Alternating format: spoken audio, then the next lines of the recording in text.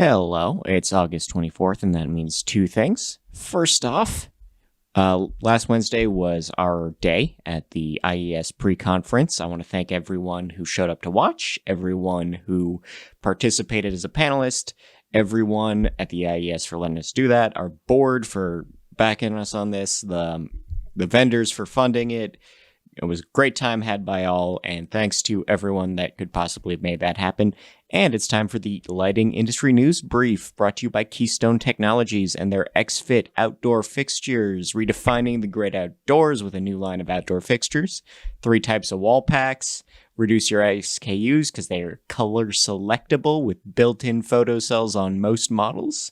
These are gonna eliminate so much frustration when it comes to mounting accessories, job site work, easy upgrades, great performance. News! There's an LED panel that uses titanium oxide to fight the virus. They're claiming they can kill 99% of airborne bacteria and viruses with that. Strategies in Light is postponed until June and will be offering online and in-person programming. 6 environmental and energy groups are threatening to sue the DOE if they do not review 26 product categories that they should have reviewed by now. Lithonia brackets have been recalled. These are surface mount brackets. They might fail and drop the LED panels on you. NEMA releases standards for roadway and area lighting photo controls. These are new requirements for non-locking photo controls. You can get them right now. DOE launches new efficiency challenges. This is the university-level jump into STEM, has 3 new contests. Robert Soler settles science on circadian lighting. I cannot say that 3 times fast, but this is a nice little article from a researcher at BIOS lining out where all the studies agree right now. Nitride is updating their suit against DigiKey. This is related to UV LED patents. Tunnel to Towers will restore the NYC Tribute in Light. This is a 9/11 memorial that had been canceled by local authorities. We are recapping Energy Focus fiscal year conference call, reviewing sales, contracts, and patents from the past year over at Get a Grip on Lighting, episode 149, talking about lighting controls in the post-pandemic era with Peter Brown. Epistar sues UC. Epistar claims to have sole licensor status for patents used during the university's IP litigation spree last year. DLC is picking up with their horticultural webinars. These are going to resume on the 26th. Light Directory recaps education. If you couldn't make it, maybe because you were at our thing. Amber Solutions secures an AC Direct LED architecture patent. This is for smaller, brighter LEDs. Cree's LED revenues are down 17%. That's from their full-year investor report. Legrand accepts 6 of the 50 Best of the Best awards. UV disinfection advice from the consulting specifying engineer is now available to read. Energy Focus will present at the LD 500. This is a virtual event set for September. Architectural billings stalled in July. No progress since the previous month. Samsung has launched a Human-Centric line. These are new LED packages claiming to relegate your melatonin. Vishal Kahl's take on COVID's impact on LED. These are measuring gains in residential Human-Centric and commercial UV disinfection. Everlight announces Q2 profits. This is their highest income for one quarter in the past 3 years. LSI posts a revenue decline. These are 12% compared to last year. What is LED's new normal, according to Jared Davidson at Seoul Semiconductor? This is a nice little video from him. New legal trouble for Force Partners. The Chicago agency is under fire for using a copyrighted photo on their website without license.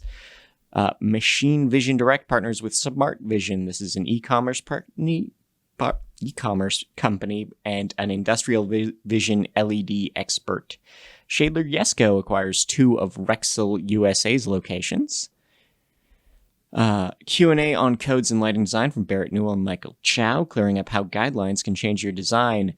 We got a lot of market value predictions, so I'm just going to knock these out fairly fast. Light control switches, they're going to grow by 6.8% by 2025. Luminaires, the value will reach $74 billion by 2026. Architectural LED to reach $9 billion by 2027. LED panels to reach $37 million by 2025. IR LED, $1 billion by 2026. IoT sensors, 42% growth by 2024. Ambient lighting, $88.3 billion by 2025. And Home Depot and Lowe's had a really good earnings last quarter. A lot of home improvement projects while you were stuck at home. Calls for caution using UVC in hospitality spaces. This is the UL addressing hotel and restaurant managers directly.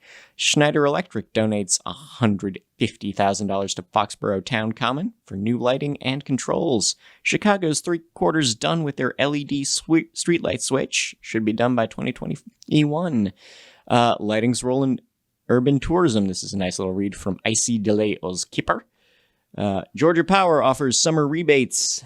Program for LED lighting and programmable thermostats is in its 5th year. Lawrence, South Carolina, switching out 264 street lamps for LED. Burlington, Vermont has a little more than $500,000 in CARES Act money to throw around.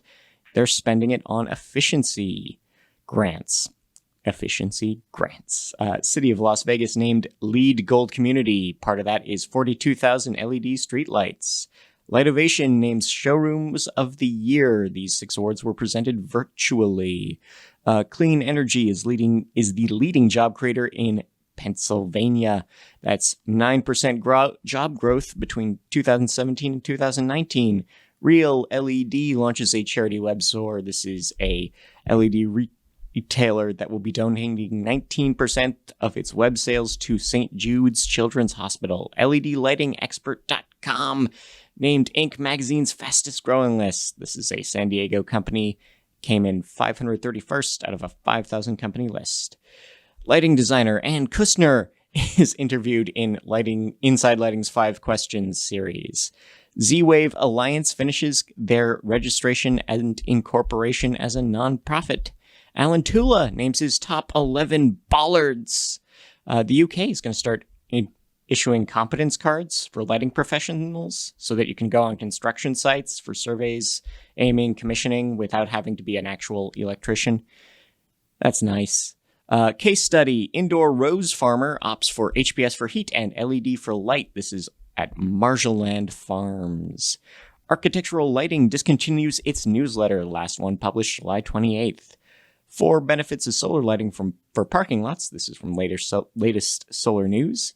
The NIST has created a microscopic LED. It's only 5 micrometers thick, which might break down some long-standing efficiency problems, and you can use it to power lasers.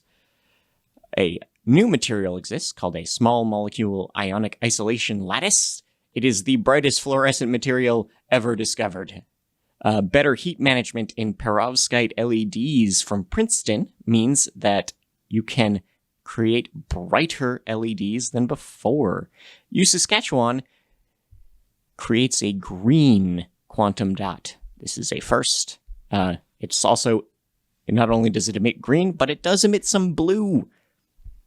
Pyro Farms launches a bioluminescent light source. These are plankton-based lighting. Wireless electricity transmission has been achieved. This is in New Zealand. It's a startup company called Emrod. This was patented by Tesla 120 years ago. How do 3D lamps work? Sin Maduro will explain it to you. Miami plays host to the world's largest flag made out of LEDs.